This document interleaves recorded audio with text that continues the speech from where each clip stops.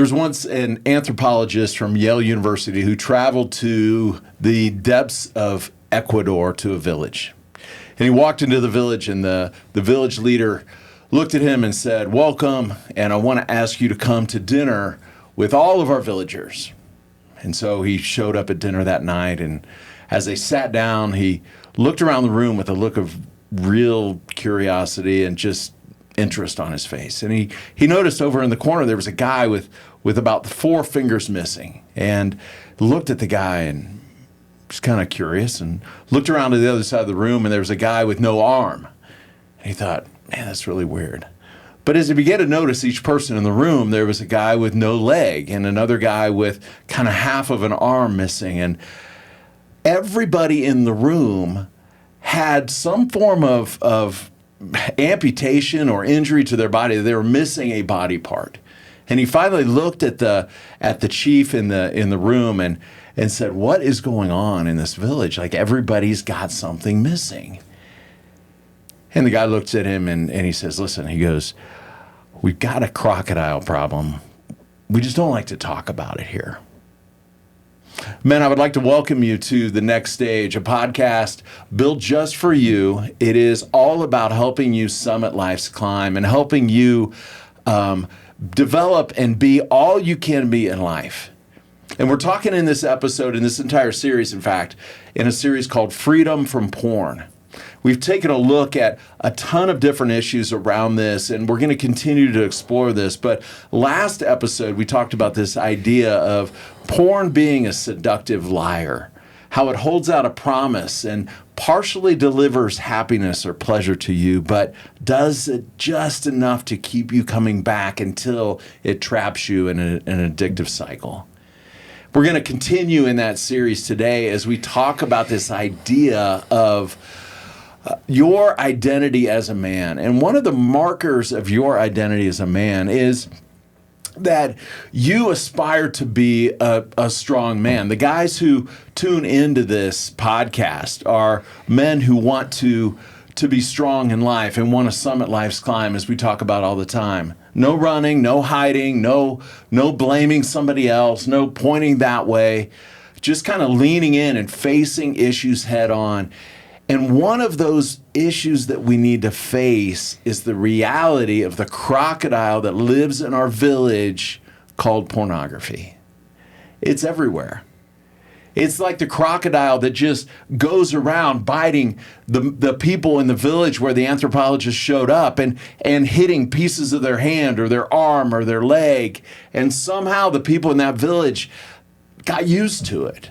I'm sure they began to say, you know what, it's just the way it is. It's just a village thing. It's what we do. It's kind of been around forever. The crocodile's been here forever. And we do the same thing with pornography, don't we?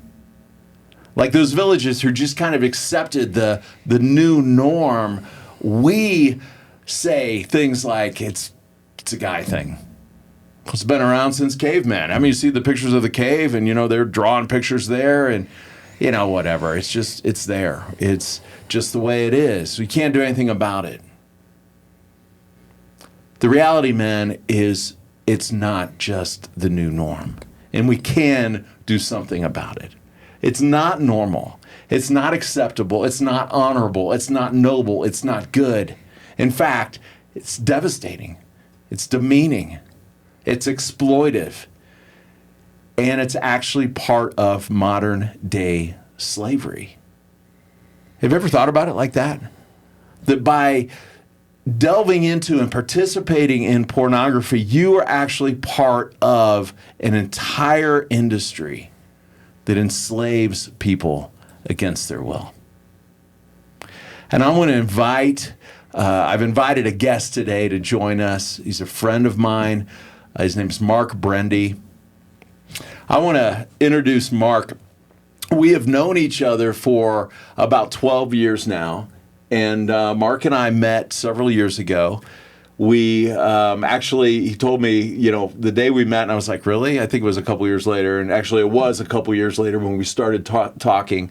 But Mark is invited, was the one who shared the story about the crocodile with me. I thought it was a great story. So I borrowed it from him and he borrowed it from somebody else. But Mark works with an organization called I Empathize. It's about raising awareness and doing something about the issue of human trafficking. I've learned a lot from him about this industry, about porn being a gateway drug to that. And I want to welcome Mark to the show. So welcome. Thanks for taking time to join us.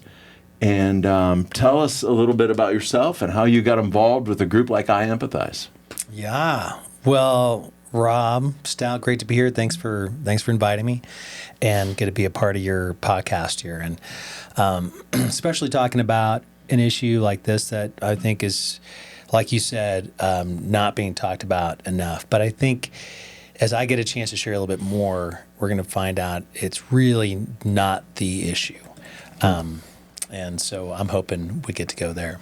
But as far as my background, I ironically had a pretty rough going as a kid, since we're talking about the subject, dabbling into porn at an early age. And that really kind of led me on a pretty dark path, that by the time I was 21, I was literally on a plane to Thailand to tour brothels.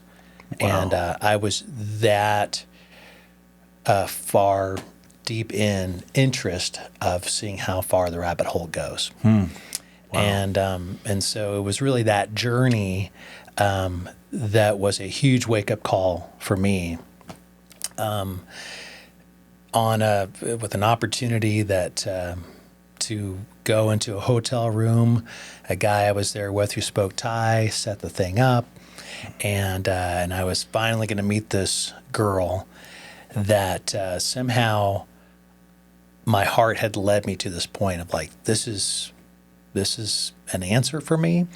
Was in question, and I honestly was like, what am I doing? And I get to this hotel room, and this girl, she's there, and beautiful girl drops her robe, and for some reason I just look into her eyes, and I see this darkness, this emptiness. She was gone, and I was just the next guy that was going to do this to her. And I realized, oh my gosh, where the hell am I? And I ran out of that room, and going down an alleyway, running back to my hotel, pouring down rain, and that started a transformative time in my life where I began really pursuing a relationship with God, and that changed my life quite a bit. Wow.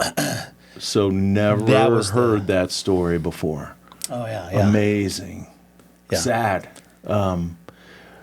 It sounds like a scene out of Sound of Freedom, the movie, right? Yeah. Sounds like a scene out of that. But except she was left there along with hundreds, thousands of others that we saw along that beach in Pattaya. And very sad place. At the time, I'm not sure what action has taken place since then in relation to human trafficking, but that's my first introduction. Well, and the reality is there's a whole consumer side of that. There wouldn't be supply if there wasn't demand, right? Right, yeah. So, wow. Okay. So how did you get connected then to I Empathize? So, yeah, great question. So, my life kind of started over right about that time. Got a restart, started college full time. I got involved in a campus ministry where I ended up joining that ministry full time for a decade. And ironically, we hosted this conference in Denver, one winter conference, and brought in this organization called I Empathize. And I knew really nothing about them at the time, except they were going to bring in this issue called human trafficking, which was really brand new. And when I thought about human trafficking, I just didn't really have a visual of what that looked like. I had an idea. But that exhibit that was brought in to our conference included images from Southeast Asia, right where I was. And oh my gosh, it was like that girl was in one of the shots. And man, I was undone and knew I have to be a part of this somehow. Wow. And so It was literally 6 months later I joined that organization. And So what does I Empathize do for listeners who are like, wow, that's an amazing, go be part of the solution. Yeah. Right. But Yeah. what do you do as an organization? Yeah, so I Empathize. We've been around for over 15 years now, and we started out really working internationally as an arts and advocacy organization, bringing touch points for people to enter into this issue, in hopes that we could create movements of empathy that would shut this down in sectors all over the world, and we moved from kind of international partnerships to U.S. partnerships that was much more intentionally focused on training people to recognize and respond.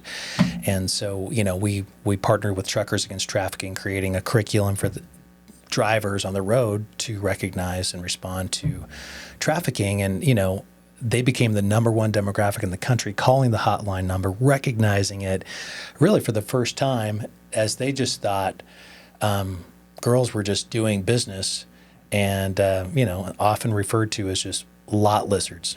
I'm at a truck show and trying to explain this to some truckers, and they're like, oh, you mean them lot lizards? Well, I'll just tell them to get the hell out of here. I'm like, well, maybe there's a better response. Like, what if they were somebody's daughter? Right. Like, what if they didn't want to be there? Like, what if they were held against their will and somebody else was running this operation?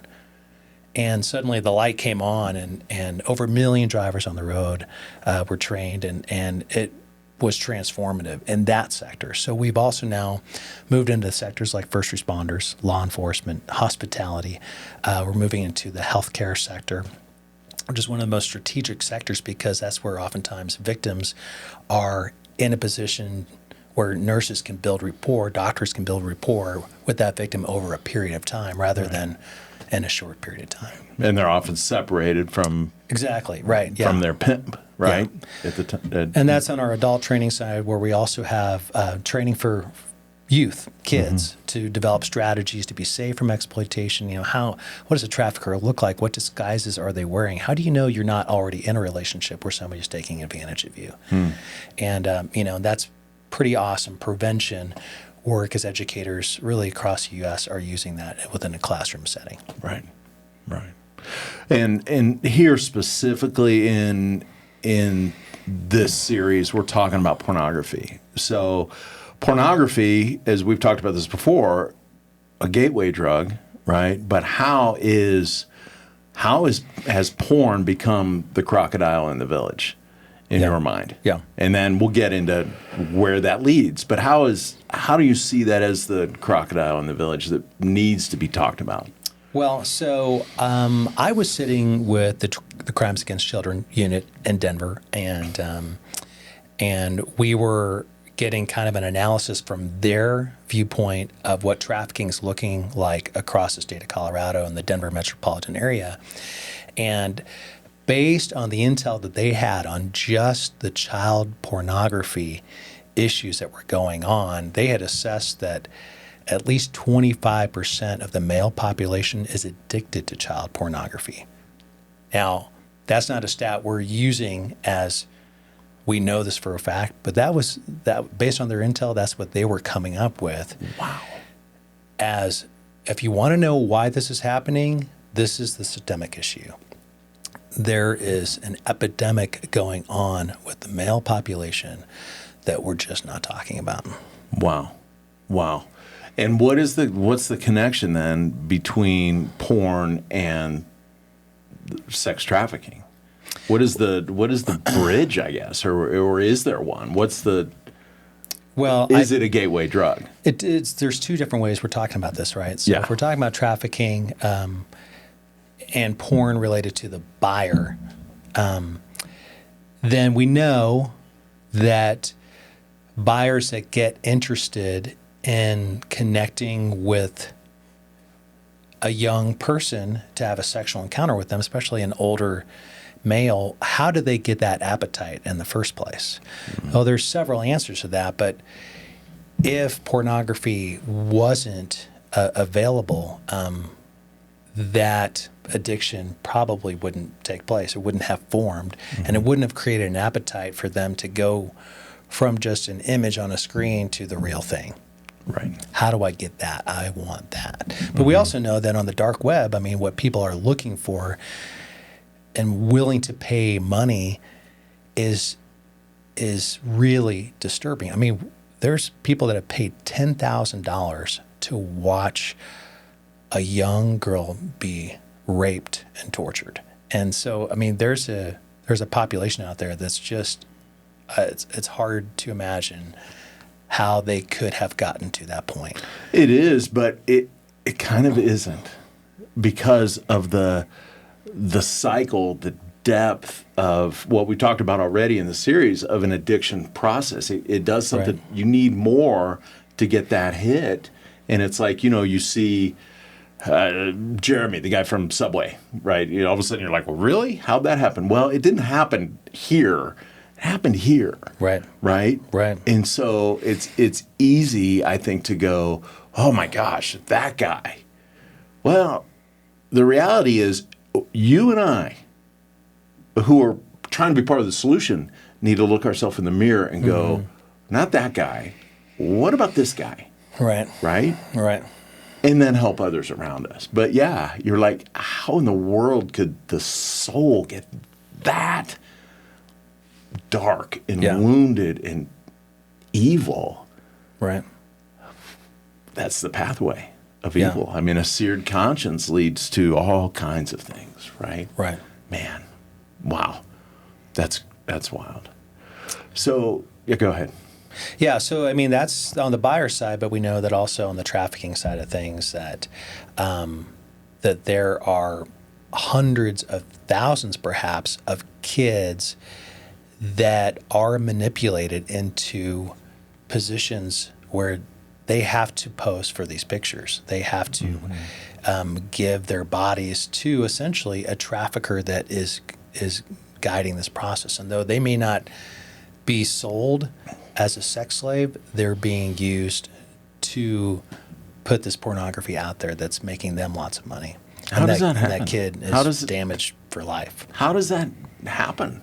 Little kid. I've raised 3 daughters. I cannot imagine that happening. How does it happen? And it happens right here. Right, yeah.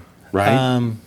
Well, I think that depending on how far we go back, when we talk about what I Empathize in our curriculum teaches is that there are push and pull factors. A kid can't control whether he or she is experiencing neglect, abuse, hunger, loneliness. But when those factors exist, especially in a home space, that kid gets pushed out to find those resources somewhere, right? And they're either going to encounter in our society, we would say, a positive pull or a negative pull. And so say, a kid, went through something last night they never want to go through again. They've got their backpack on. They're on the run today. They don't know where they're going to crash. Who are they going to run into first, would you say, a positive pull or a negative pull? Yeah, likely a negative one. And when I ask that question all across the country, everyone says negative. And why is that? Because they are hunting for opportunities to prey on vulnerability. And they always come sugar-coated. They look like the boyfriend, the father figure. They're offering some kind of provision that kid they know needs, but then they turn that around and flip the script. So we know that also there's about... in our area, 60% of the kids that get caught in this have been in foster care at some level. And we know that runaways will end up being approached by a trafficker within 24 to 48 hours. So, they just work a lot harder on preying on the vulnerability of kids, and we are working hard on making sure vulnerable kids aren't exploited. And that's just kind of what, sadly, it boils down to. So they're on the hunt. Yeah. Yeah. Wow. So back to the area of pornography. I've heard it not a million times, lots of times. Well, porn is just me, and it's just me watching this or whatever, or getting off on it or whatever. Right. And it's just me in my private space, and it's just this person. Innocent innocent, victimless would be the word. Not innocent, but victimless would be Right. the word I hear a lot. Is it victimless? Well, I mean, I think that there's two things going on, right?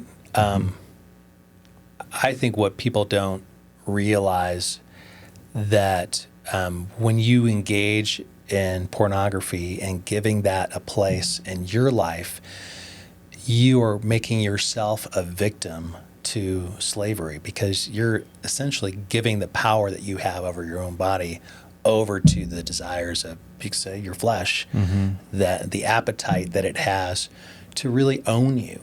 And where does that, you give that power, and where does that continue to go in your life?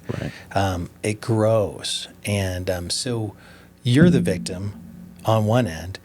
And then, of course, tell me what pornographic image that person that's in there wasn't manipulated at some point in their life into being in that position where they would offer their body in a way that's feeding other people's sexual gratification. Right.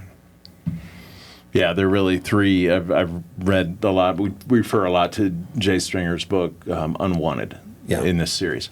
He talks about in his chapter on trafficking as violence against women that porn is affordable, it's available, and it's got the perception of anonymity. Right, it's the 3 A's: affordable, available, and anonymity. Yeah. Very affordable, cheap, free. Yeah. At least the gateways to it online. Right. Affordable, available, anonymous. We used to think so, right? Right. Now it's going to find you. I mean, I've talked to 80-year-old men who are like, I just got on Facebook for the first time, and you wouldn't believe what happened. I'm like, it's smart. Yeah. Smart. John Eldridge, he had a good quote, I think, in Wild at Heart book he wrote, that, the most enticing thing about pornography is the idea that you get to have this sexual encounter in your mind with this woman who appears to be offering herself to you with nothing that you brought to the table. Didn't cost you a rose. It didn't cost you any vulnerability. It didn't cost you any transparency. Didn't bring any of your heart, and you just got it for free. That's the dangerous, thing that, I think dissolves a man's character is, over time, how that really can disrupt your relationships in life. Right. Absolutely. Yeah. And that's really the next kind of thought that I wanted to jump into was the effect. So we've talked a lot. This show is really built on 4 foundational things: a man's passion, his power, his purpose, and his perspective. Yeah. Okay. And flowing right out of what we talked about heart, soul, mind, and strength, but really kind of boiled that down into a man's heart being his purpose, his soul being his passion, his mind being his perspective, and his strength being his power. Okay, so how do you see? You just said part of it when you were involved in that. The effect is on all of those things, right? How do you see it being affecting the passion or the soul of a man? Yeah, I mean there's I guess so many ways you could answer that, right? But I think what you just said in regard to purpose, that when a man doesn't have a purpose or a mission, then what happens to him? I mean, generally he becomes idle, right?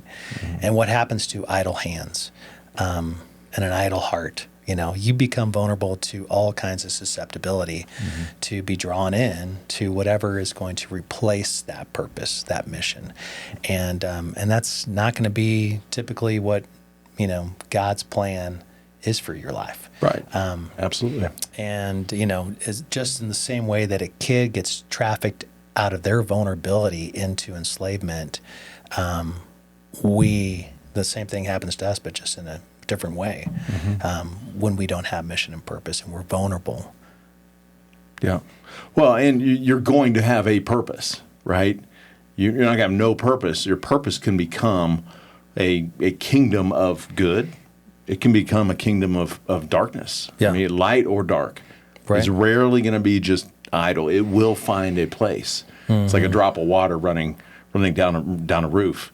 It's going to find its place. Right. You know, and so many young men I talk to, like, what'd you do today? Nothing. Right. Played games for 10 hours. I mean, think about that. Like, how many kids are in their bedroom by themselves, looking down at their phone with unending roads to places that in the 80s, those I didn't have that. roads were cut short pretty quick. And I couldn't imagine, the vulnerability or where I could have ended up, as a young kid, if that technology was available to me. Well, and the fact of the matter is the algorithm's searching for you too. It's it's hunting you. Absolutely, right? Yeah. So, and even in the thinking about the idea of your perspective, talk to a lot of men as well around their perspective of women and your first exposure to pornography or your first exposure to even movies where men were powerful, they were rich, they ran into women who were needy or needed money or wanted association with that power. And it was kind of framed in that way. The movies of the 80s were all the time. Oh, yeah.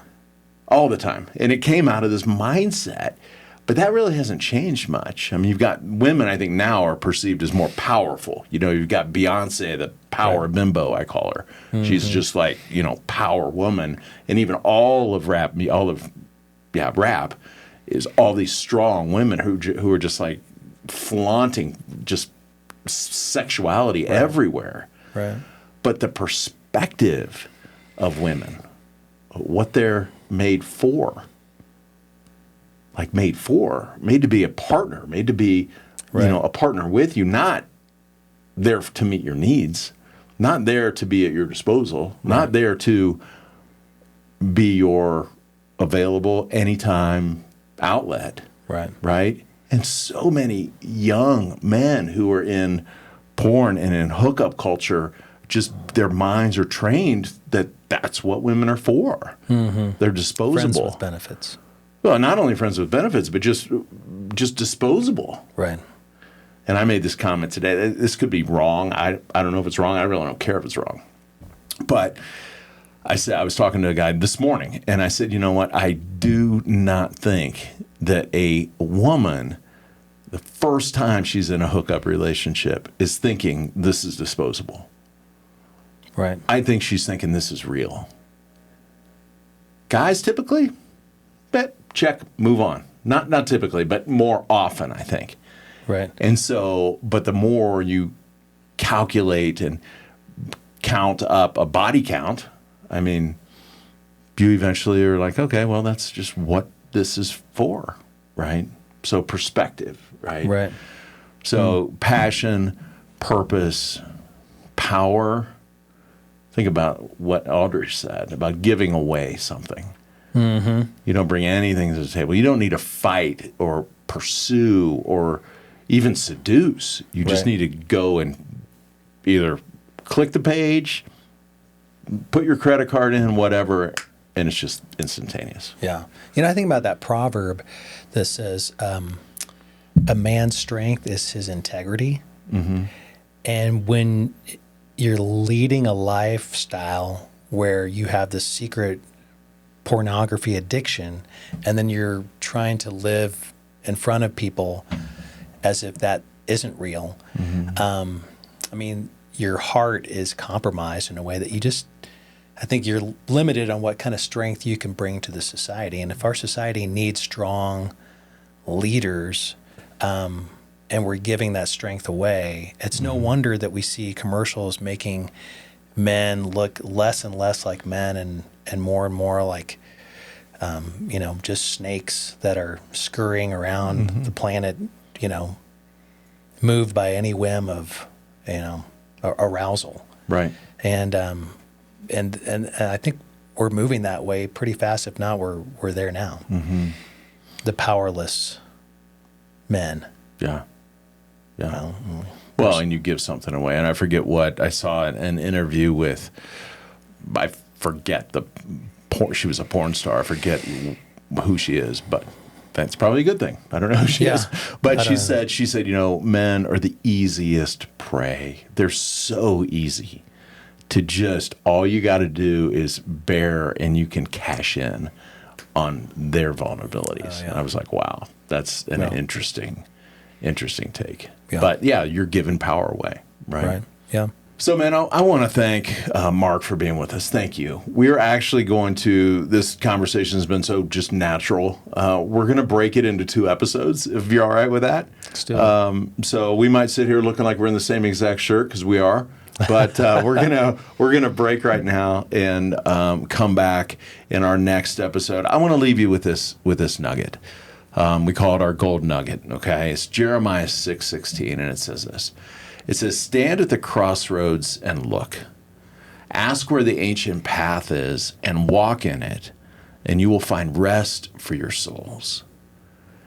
It's like God says, listen, stand right here and look. Like, look at the path. One says, there's all this stuff. It seems free. It's anonymous. It seems like it's affordable. It seems like it's available. Look at that. Ask where the ancient path is and walk in it, and you will find rest for your souls.